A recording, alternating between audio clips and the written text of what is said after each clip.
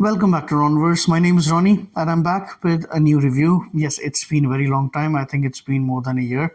But let's say there were some things happening not so favorable.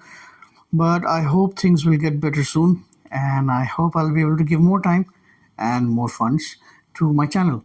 So today I'm back with the review of vehicle. This is a WPL D-14. This is an upgrade to an older WPL D-12, which used to be a 2x2 truck, but this one is a 4x4. So I'll first take it off the stand and I'll show you the box that this comes in. So for me, it came in this foam box because unfortunately, even though I want to buy from WPL directly, but they do not ship to the place that I live. So whenever I want something like this, like from WPL, I need to buy it from AliExpress. So most AliExpress sellers send these in foam boxes instead of the actual box because if they put an actual box inside a foam box, that would cost them a lot because that becomes very big. So they take off the actual box and they put everything safely inside a foam box. So this is where it came in, and I'll add a photo here to show how it was packed. So coming back to the actual vehicle, now like I told you before in this channel that I only buy the vehicles which can suit my 112 scale figures, and this is a 110 scale figure, although the doors don't open, which I don't like. I usually buy the ones with opening doors, but it has enough interior and enough space to fit an action figure. Yes, I'll have to move the steering a bit, I think, but I haven't done anything right now because it's new. So I will try to do that, and in case I do, I will post the photos as well. So this is WPL D-14, which is a licensed version of Suzuki Carry. It's a very famous pickup truck. These small trucks in Japan is also called K trucks. A small piece of information here that there's been numerous versions of Suzuki Carry around the world and throughout the time. This specific version is a 1980 Suzuki Carry, also called a 7th generation Suzuki Carry. Let's set it up here. In India, this pickup version was not available. They were not released, but the van version called the Maruti Suzuki Omni was very popular. This was the main kidnapping van for the movies in 1980s and 90s. We all remember them. So the length of the actual Carry truck, actually this one, the Carry, was 126 inches in length, and if we make it as a 110, that should be around 12.6 inches. But if we measure this from end to end, it comes out to be 13 inches, which means just a hairline difference from being a 110 scale. So it's slightly, very slightly bigger than the actual 110 scale, which I'm happy with. I won't complain about that. So these trucks used to be like really famous for carrying things around, and they were like the version we had in India. These were around 800cc, so not a very big truck, but decently powerful because of the lack of actual weight. Now the same thing is with this RC as well. So this one comes with a 280 brushed motor. Now I remember the last time I bought a WPL was like around 9 years ago, I think. That was a B36. So I'll show you why I'm saying this. So just to let you know, I have to on this from here, and it blinks, right? And then you have this transmitter which you need to on from here. Once you do that, they link and it stops blinking, right? And it comes with proportional steering. As you can see, I'm moving it slightly and it moves slightly. Its speed is also proportionate, so I'll press it very slightly, move forward and very slightly backwards. It's a very good proportionate steering and the proportionate throttle. One thing I want to show you that this also has steering rate and it's a throttle rate. So steering rate means right now, see, it moves this much, right? But because these were mainly made for drifting by WPL, so once you change the steering rate, the steering goes much more closer, so the turning radius becomes smaller, and because of this much of a turning radius, it is able to drift, because anyhow it's a pretty fast vehicle. So the second thing it has is the throttle rate. I'll show you that as well. So if I lift it up,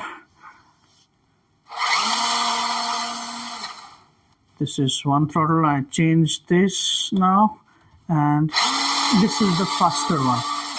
It's scary fast. I know the motor isn't that big. So I'm not too much into a technology of RCs. I just have basic understanding. So this comes with a 280 motor, and the Jeep that I had before, I'll put the photo here. This one is MN128, which came with 390 motor. But that 390 might be a better crawler, but this still drives a lot faster because I think it's very lightweight. That's why. So that's good. I'll just off it from here and off it from there. So in the box you get this vehicle, and you also get some of the things like a brochure, some decals, some parts like this. I didn't put this, the rear view mirror, the door handles, and this bracket. Once you set it up, this is how it looks. I didn't use much of the decals. I didn't like them because it looks, I don't know, I just don't like them. I just put this one just to give it a bit more realism. Now I'll try to show you how it looks with a accurate 112 scale figure. I'm saying accurate because I'm not using a Marvel Legend, which are a bit bigger than 112. Now this is 110, but this is a 112. Bruce Lee from SH Figuarts is exactly a bit more than 5.5 inches, so it's accurate height. So as you can see, a 110 vehicle looks big on him. But I'm happy, even though I cannot put figures inside. There is a lot of space for figures to sit on the back. For example, I'll show you him sitting here comfortably. Also, I can put some more things which are 110 scale here.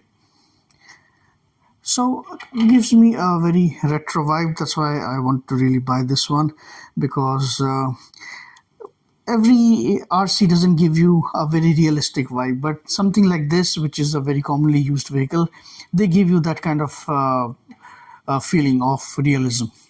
And maybe going forward, I'll buy another one and I would paint it a bit rusted and old, but time will tell, because I really have issue with space for these big vehicles.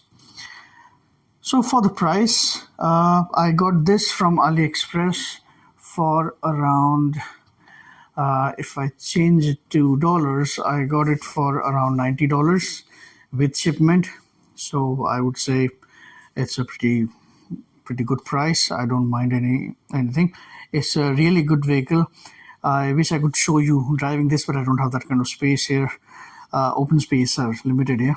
But this, if you want to buy a vehicle, a WPL vehicle especially, this is very good one, because I remember when I had the B36, and when I used to drive it, it had a crazy loud servo sound. But then when I drive this one, there is no sound in the servos. It just does not make any sound. So this shows that in the last maybe 9 or 10 years, WPL has come very far when it comes to giving us the products, because the servo used in this one is a 17G servo, and even that one was a 17G servo in B36. But I think they have made some changes. Maybe this one has a metal parts inside, and that one had plastic parts inside, so that was weaker and this is stronger. It's just my idea. I do not have the exact details, but both are the same servos and this works way better than the last one. So again, very happy with this. If I have to give marks this out of 10, I would say this is a 10 out of 10. Like, you cannot have anything better in this vehicle what they are giving. It is a very fast vehicle, great throttle control, great steering control, great interiors, and especially I want to mention this: when you see the photos and when you get this in hand, it is very different. I'll try to post some photos here on the video itself to compare the size of this one and a 112M and 128 and a 110 JJRC Willys Jeep. See how big this is. This really goods way better than what you see in the photos. So I hope I'll come back soon with more reviews for you, and I hope I'll be able to give more to my channel. And do wish me luck, and please subscribe before you go. Like or dislike the video, but just let me know whatever feedback you have in case you dislike the video. Thanks a lot for your time, and I hope to see you soon. Take care.